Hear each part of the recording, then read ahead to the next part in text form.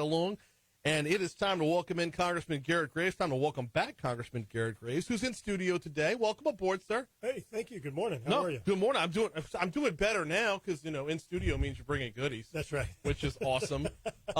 Blueberry lemon scones, and this. So for those that don't know, the congressman has as much, if not more, game in the kitchen than he does on the Hill. More games. So you think? Yeah. So it is deliciousness every time, and it's always so greatly appreciated.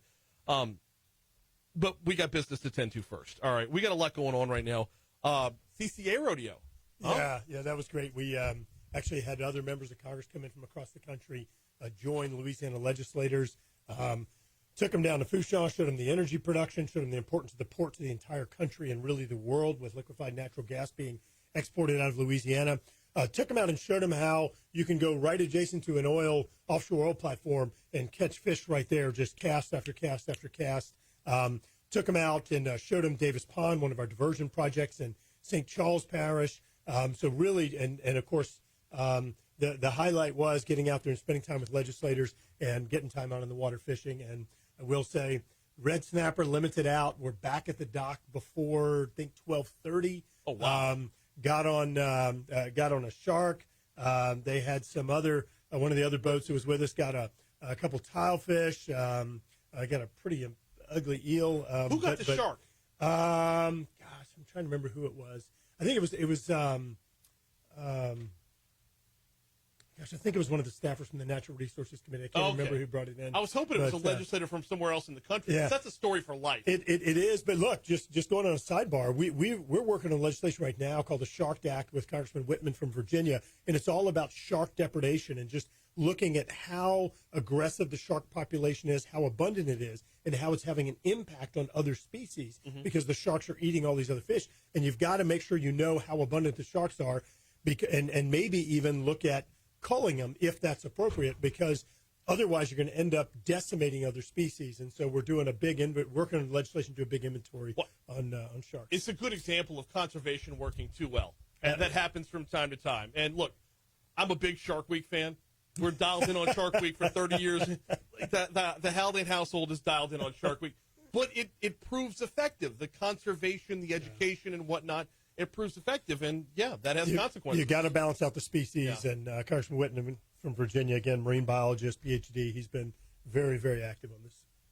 Back in town, you said you're going to be up in Baker this week? Yep, going to meet with the mayor of Baker. We're doing some military meetings, got a bunch of healthcare meetings, doing some more small business visits, so just a pretty diverse portfolio. But as you know, Congress adjourns for the month of August, so we're going to be home this month, thankfully, and just traveling around, meeting with a whole bunch of folks, building on some of the trips and progress we did last week down in the Bayou region, River region, and, of course, up here in the Capital region. Congressman Garret Graves is our guest. It's DC Current, presented by LABI. We'll get into some of the other stuff because since you're on break, it's kind of the time to kind of decompress and look what the priorities are going to be when you get back. We'll get to that in a minute. I did submit for our Facebook audience to give any questions they might have for you since we have this opportunity. We had one listener wanted an update, the 2016 flood hardship update. Yeah. So that one, Brian, the update is similar to what we updated a few weeks ago, and that's that we did negotiate a provision that will provide relief to those who had this arbitrary income prohibition that said if you made over a certain amount of money, you couldn't get any assistance from the 2016 flood, regardless of how much how bad your damages were, how much money you lost. And so we have a fix that is in the appropriations bill. We have already negotiated it with a number of different parties. As you know, we've passed the fix several times through the House, and every time it gets stopped in the Senate. So this one, we think we found a little bit more of a surgical fix that should eliminate some of the opposition we've run into in the past. I had a question over the weekend posed to me, and I legitimately didn't have an answer. This is going to sound dumb on its surface till you start to think about No it. worries. The number of times that things get proposed on either side of Congress, and they'll make it to a certain point and then not make it on the other side, but they'll come back up again the next year. Do y'all ever see a run-in where a legislator says, I already voted for that, I'm not voting for it again. I already gave the thumbs up on more money, I'm not voting for more money. Not.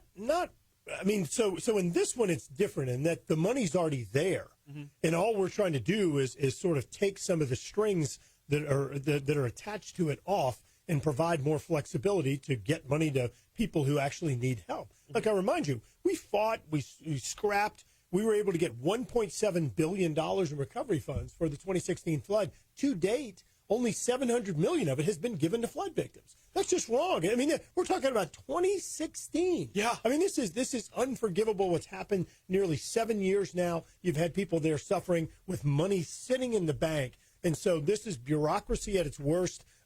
Look, one of the things that gets frustrating is when you pass something out of the House. You know, we have to pass a lot of these bills out of the House several times before we get the Senate to take action. Same thing here. We keep running into roadblocks in the Senate. So, you know, we've tried to make changes and understand objections. In many cases, I found that the people that are objecting don't even understand what they're objecting to, which is so frustrating. But like I said, I think we've negotiated a more surgical fix this time that should help to alleviate some of the concerns we've run into in the past or headwinds. Congressman Garret Graves, our guest. It is DC Current, presented by the Louisiana Association of Business and Industry. LABI is your state's Chamber of Commerce. Check them out online at labi.org. Okay, also had a listener-submitted question about GPO and windfall elimination. Yeah, we're at 288 co-sponsors on that bill. It is the third most co-sponsorship of any legislation in the House or Senate this year.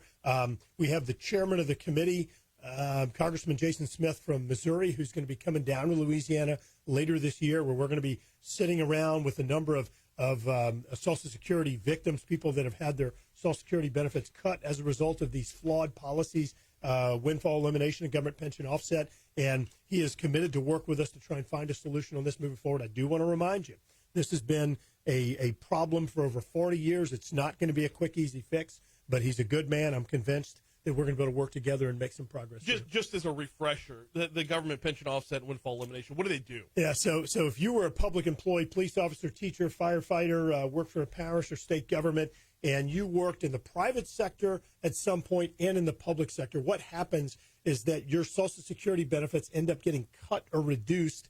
It's this really crazy technical thing where somebody tried to fix a problem in the 1970s and 1980s. It was a flawed fix, and it's resulted in, again, police officers, teachers, and other people that are underpaid and overworked having their retirement benefits from Social Security actually cut compared to everyone else who paid into the Social Security Trust Fund. Really just an injustice. They've been stealing from these people for 40 years now. And we are at the highest number of co-sponsors ever, the most support ever for this bill. So we've just got to keep that momentum going. So is the plan to stop it first and then look for reimbursement? What we're trying to do is, trying to fix everything that happened over 40 years would end up being tens of billions of dollars. Mm-hmm. So we're trying to look at a prospective fix right now. I would love to fix it for everybody going back 40 years, but I just think that's going to be cost prohibitive at this point. Yeah. So everyone, even if you're retired now, if you're retired in the future, fixing it prospectively is what our legislation is designed to do. Plug the leak first, right? That's right. Yeah, see what's what after that. So home all August, or I shouldn't say home, but around the district all August. What are we looking at when you get back? I mean, now's the time that we start your office will start their focus on the fall. Yeah, so look, two big things right now. One is appropriations. We're trying to go through the appropriations process and obviously dealing with a lot of these big macro issues, everything from border security, stopping the porous border and all the illegal immigrants coming in, to things that are much closer to home. We provided appropriations for law enforcement in this community to try and bolster some of their efforts to help improve the safety in our communities. We've got funds for coastal restoration, hurricane protection, flood control projects, many, many others. So trying to get those appropriations bills moving. We have a farm bill that's going to be coming up. We're going to be negotiating FAA, a big defense bill, supporting our military men and women, getting them the best equipment and technology, raising their pay. So a lot of things on the horizon. But I'll tell you one other thing that hasn't gotten a lot of attention. There was a lawsuit that was filed by these radical environmental groups, got together. They negotiated a settlement with the Biden administration, taking 11 million acres of energy production in the Gulf of Mexico off the table, all for this perceived benefit of protecting this whale. They're even looking at limiting boat speeds to 10 knots in the Gulf of Mexico. I mean, could you imagine you're out there with 5 and 6 foot swells and you're going to go 10 knots? Yeah. I mean, your boat's going to end up swamping. That's a Hemingway novel. Well, I mean, these are people that clearly have never been in boats before, proposing these crazy ideas. But the other thing is, this damages America's energy security. Yeah. There are other ways of protecting the whales. We do live monitoring and other things for certain species. So just incredible what's going on right now. We're going to be fighting that. And so it's always looked at the balance of either or, right? It's always looked at through the, if you want to protect the whales, you've got to hurt the energy sector. But there's not, that's not the case.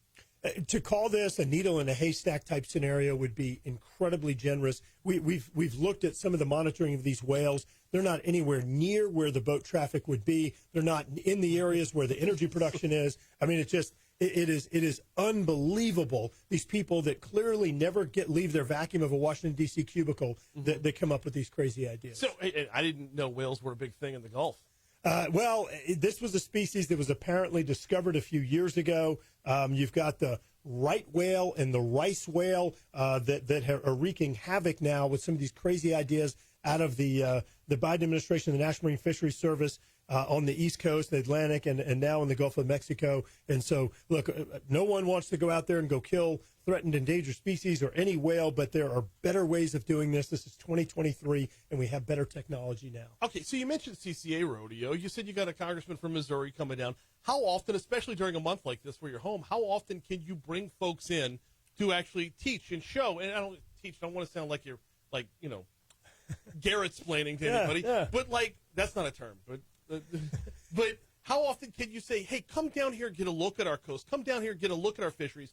Come down here and get a look at Fouchon and everything else, and change perspective by getting someone in the game. You know, Brian, I'm glad you asked that question, because I'll tell you, over the last few years, we've probably brought close to 50 or maybe even 60 bipartisan members of Congress down here, taking them to show them everything from our ports and waterways, our traffic problems, seafood issues with these foreign imports that are being dumped in illegally subsidized illegal chemicals on U.S. markets, coastal erosion, our fisheries issues, energy production, and the petrochemical industry. And so it has been huge. August is the easiest time to do it because that's when Congress is adjourned. The problem is that it's 100 degrees. Yeah, and so, on a good day. And so getting folks outside is a little challenging. But we've even done short trips on weekends and brought folks down here during the winter or spring. And so really, really helpful, because explaining only goes so far. When you can get them down here to see it, especially these people that are from Iowa, for example, that came this weekend, and you're trying to explain coastal restoration and diversion projects, they're like, wait, what?